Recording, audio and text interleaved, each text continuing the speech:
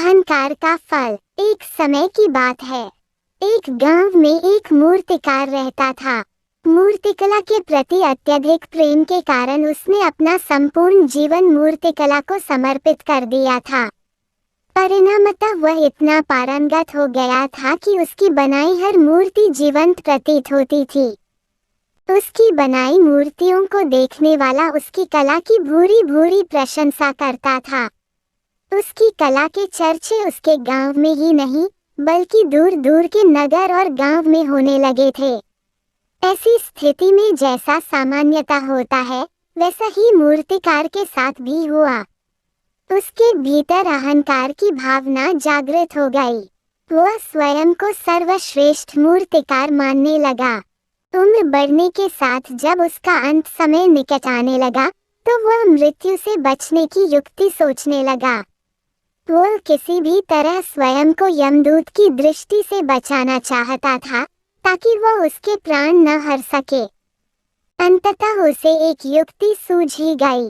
उसने अपनी बेमिसाल मूर्तिकला का प्रदर्शन करते हुए 10 मूर्तियों का निर्माण किया। वे सभी मूर्तियां दिखने में हूबहू उसके समान थीं। निर्मित होने के पश्चात सभी मूर्तियां इतनी जीवंत प्रतीत होने लगी कि मूर्तियों और मूर्तिकार में कोई अंतर ही ना रहा। मूर्तिकार उन मूर्तियों के मध्य जाकर बैठ गया। युक्तिनुसार यमदूत का उसे इन मूर्तियों के मध्य पहचान पाना असंभव था। उसकी युक्ति कारगर भी सिद्ध हुई। जब यमदूत उसके प्राण हरने आया तो 11 एक जैसी मूर्तियों को देख चकित रह गया। वो उन मूर्तियों में अंतर कर पाने में असमर्थ था, किंतु उसे ज्ञात था कि इन्हीं मूर्तियों के मध्य मूर्तिकार छुपा बैठा है। मूर्तिकार के प्राण हरने के लिए उसकी पहचान आवश्यक थी। उसके प्राण न हर पाने का अर्थ था प्रकृति के नियम के विरुद्ध जाना। प्रकृति के नियम के अनुसार मूर्तिकार का अंत समय आ चुका था। मूर्तिकार की पहचान करने यमदूत हर मूर्ति को तोड़कर देख सकता था, किंतु वह कला का अपमान नहीं करना चाहता था। इसलिए इस समस्या का उसने एक अलग ही तोड़ निकाला। उसे मूर्तिकार के अहंकार का बोध था, अतः उसके अहंकार पर चोट करते हुए वह बोला, वास्तव में सब मूर्तियां कलात्मकता और सौंदर्य का अद्भुत संगम है।